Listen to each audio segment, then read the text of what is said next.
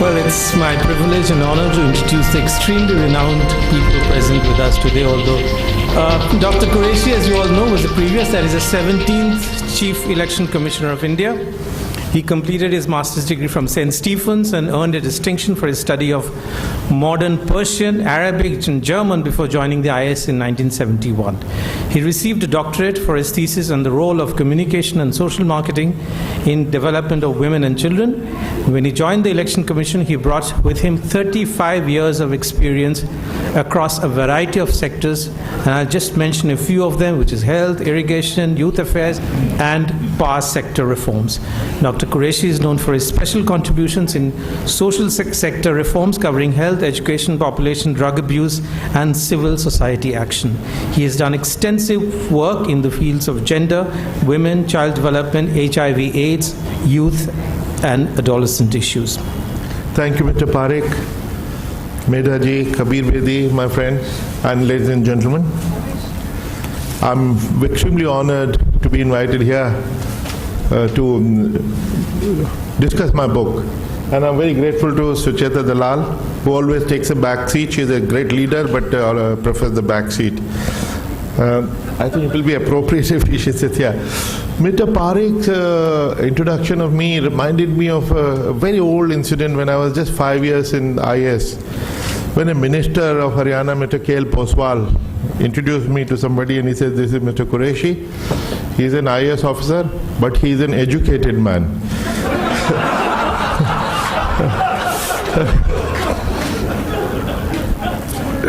That really reminded me that, if we do not take interest in extracurricular activities, we do not keep in touch with our with reading, writing.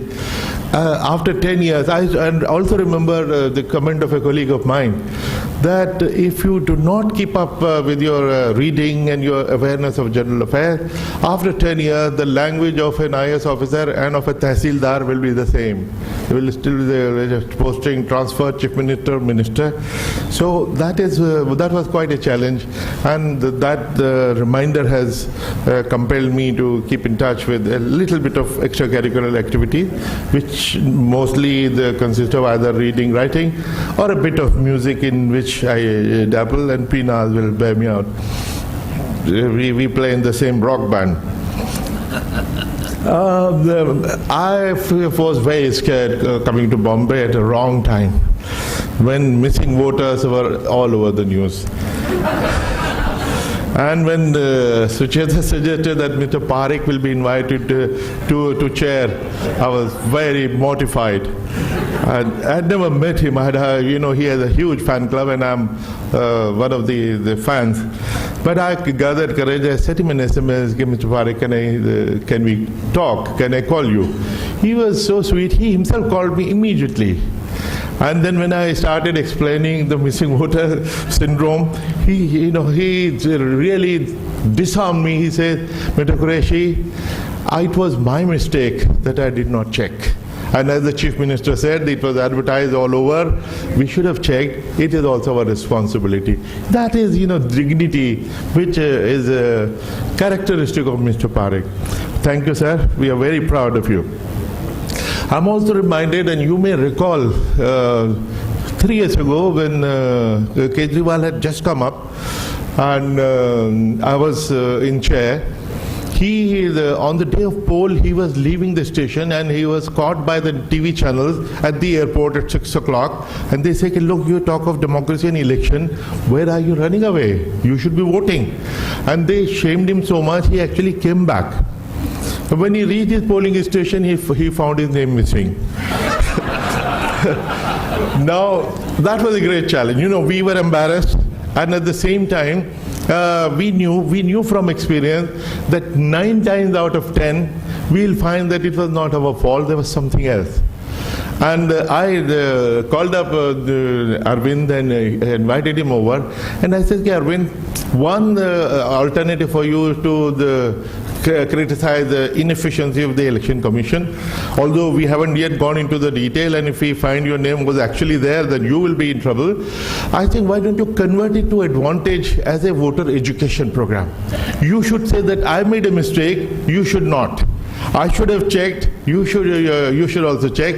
He was very sweet. He refused to buy that line, but at least he decided not to attack. We found that he had 3 houses, different places, because as an official, his name was actually there at some other place, and he had gone to a wrong polling station. So that also happened.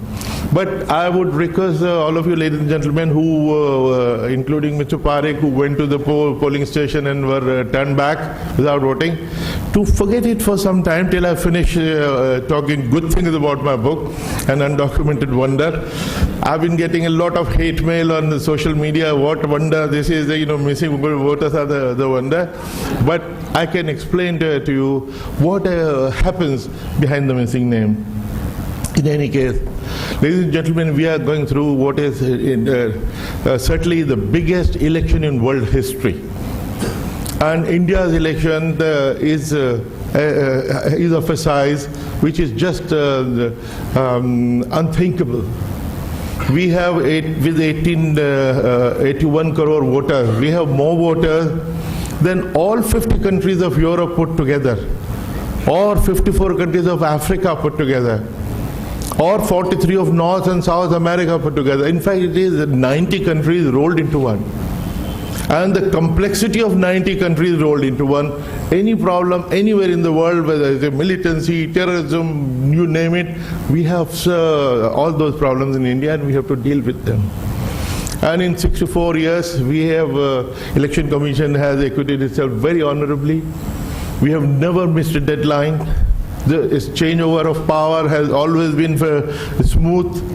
Here we see the spectacle of losing Chief Minister, Prime Minister, offering the chair to the winning person with folded hands, no bitterness. And this is the success of our democracy. Now, with 814 million voters, this is not only the biggest election in the world.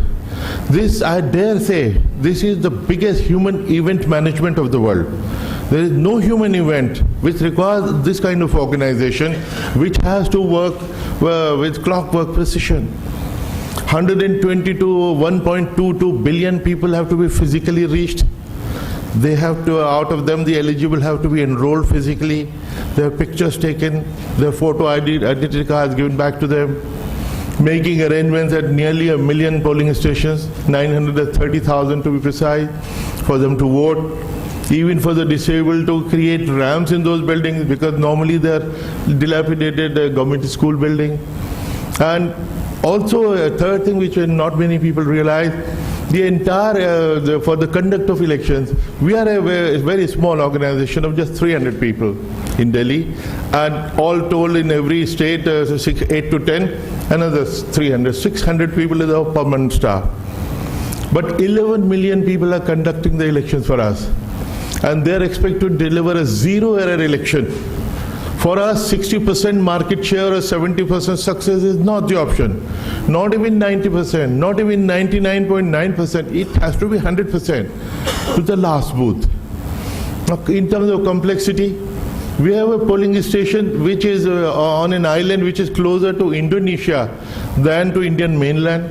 And there also the election has to be as foolproof as in Mumbai, including missing voters. It has to be perfect in every way. And why do we say it has to be 100%? Because if in one place there is a problem, somebody is going to raise this. The party or candidate will be affected, and they'll protest. And for all you know, that may make the difference. While we are talking of the numbers, we have a polling station with a single voter in Gir Forest of Gujarat. For the last 30 years, he is a temple priest. You know, Gir Forest has wildlife, lions and other big wildlife. But for him, we set up a polling station. A team of 5 will go there previous night. sleep there, and he is very conscious of his democratic duty. He surely comes and votes. But even after he had voted, we cannot pack up and go. Because theoretically somebody may come later and say that he was a bogus voter, I am the real voter. So we wait for a disputed vote till 5 o'clock and then only go. We had a similar polling station till 3 years ago in Kerala. It was a site of a dam, and everybody, when the dam got completed, everybody moved. The one fellow refused to go. We chose to provide him the service. We set up a polling booth for him. He used to come 2 o'clock after lunch. But we'll wait for him. And last 3 years ago when he died, there was a headline in a newspaper, death of a polling booth. So we have many polling booths of 2, 3, 5 voters also. And why this one voter becomes very significant? Just cross the border from Gujarat to Rajasthan. 5 years ago in Rajasthan, there was a candidate, Mr. C.P. Joshi, who was the president of the state Congress. Everybody said that if he wins the election, he will be the chief minister of Rajasthan. He lost by one vote. One vote. A side story, his wife had not voted.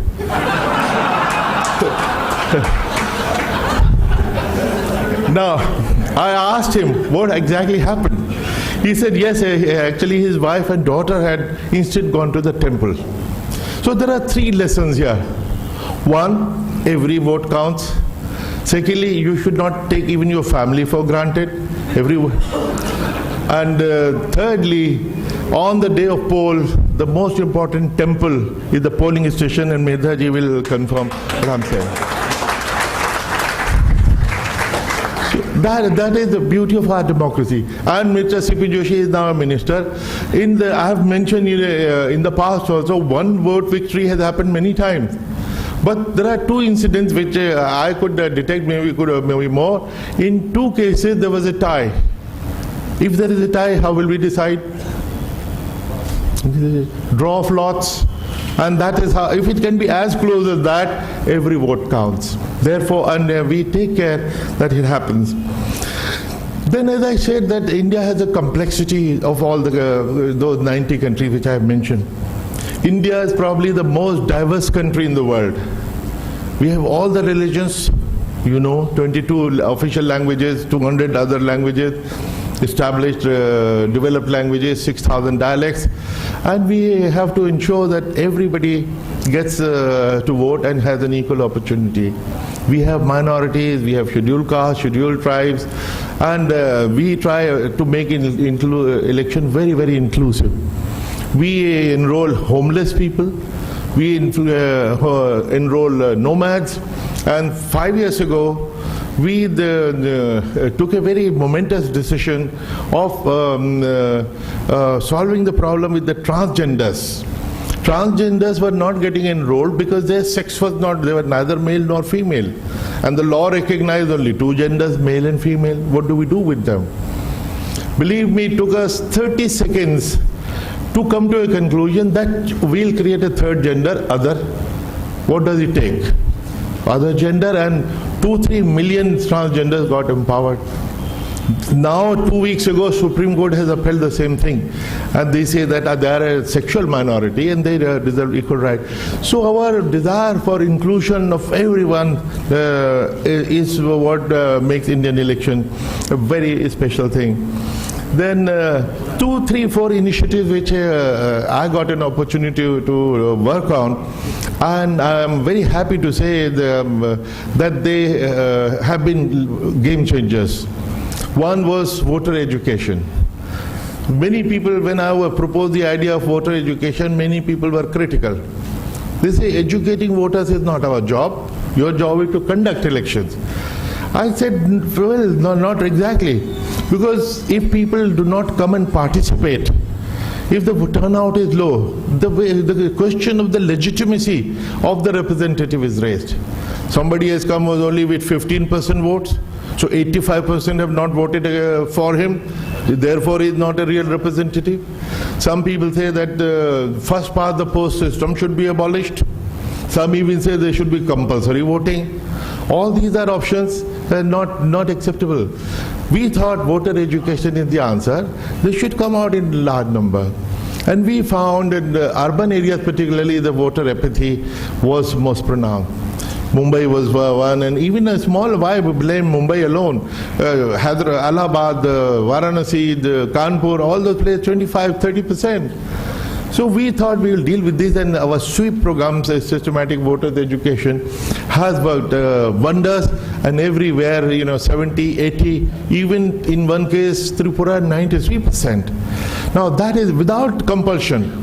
Many times we were told, why don't you, have compulsory voting like in Australia? I talked to my Australian counterpart, how is his experience? He said, to collect $50 fine, they have to spend $5,000 and litigation of 2 to 3, 4 years. And despite all that, turnout is 90%. Here we are giving you 93% turnout with love, persuasion. I think this is the answer. Then we used to hear, election commission with this danda, the model court, and it has killed the festival of democracy. And one very eminent TV anchor who also writes in a paper, also from a college, I'm giving too many clues, a lady, she wrote an article that about, they say that election commission has killed the festival of democracy. I wrote a counter article, and the gist of it was, Madam, please send me your address, I will send the festival to your house. And what will it contain? Somebody will come and paint your walls with slogans. So they will put up posters there, they'll put up banners, they will forcibly put their flags, then don't shout. There will be blaring loudspeaker 24 hours. If this is the festival you are missing, we'll return it to you. Now, with the festival, the nuisance that it used to be with 20% turnout, what festival was it? Now it is really people's festival with 80% turnout and no minus the nuisance. We seen so many letters to the editor, people saying what a peaceful and what an orderly election, whether it is Chennai or Kolkata or wherever. I think these are some of the important things which happened, and I've also mentioned we have come to a stage when we should start sharing our experience. We should assert our leadership in the world. We set up an institute, India International Institute of Democracy Election Management. Again, with a lot of opposition, that your job is not to train foreigners. I said this institute is to train our 11 million our own people, and besides that 500 foreigners. So what's the problem? And you'll be happy to know in 3 years 42 countries have got training from us. Yeah. The kind of democratic and leadership that it gives us, the intellectual leadership. Prime Minister used to say that what you're doing is soft diplomacy. The ambassadors, all ambassadors, whosoever we have met, they say this is the biggest brand they're able to sell in worldwide, that about which nobody questions. Now these are some of the things which I have tried to document. I have, ladies and gentlemen, before you decide to buy the book, I'm just giving you a disclaimer. There is no kiss and tell in it deliberately. There is no spill the beans here, because otherwise, and no scandals, because then they will hit the headline. There are scandals galore in the newspaper and the media all the time. This is, at the same time, it is not dull and boring, I can assure you. It has full of human rights anecdotes of all kinds. How, we deal with security issues, how we deal with security within the organization. These days, why do we have phased election? Many journalists have said, Mr. Quraishi, you guys are useless, you over election over 2 months. Or why in the electronic age, why does it take 4 or 5 days after the last poll to declare the results? So when we explain, some of them do respond. This title of the book, An Undocumented Wonder, from Medha Patkar quoted from that. This was provoked by a journalist. Again, the kind of person I mentioned who was very, very critical. That election commission is a bunch of nincompoops, they know nothing, and this is what they should be doing. I said that his name is Rohit Bansal, a very eminent, good writer. And then I said, Rohit, why don't you just visit any place where some action is happening and see for yourself how we do it. He lived in Noida. We made arrangements for him to visit Noida. And what he wrote on page 88 to 90, that is what he has described. And this gist of after describing, the kind of discipline, the work, the teamwork, what they do, then he says, I have now come to the conclusion that Election Commission is the most self-effacing organization, and how little do we know or care about the election process. And he said that Indian election is an undocumented wonder. With his permission, I thought that will be the title, because what was in his mind will be in the minds of many people. I can assure you 99.9% of your doubts can be explained if you know our perspective. And with these, ladies and gentlemen, I'm very, very grateful again to Sucheta and the eminent panel here, and ladies and gentlemen, for you to come and share the writing of this book. Thank you very much.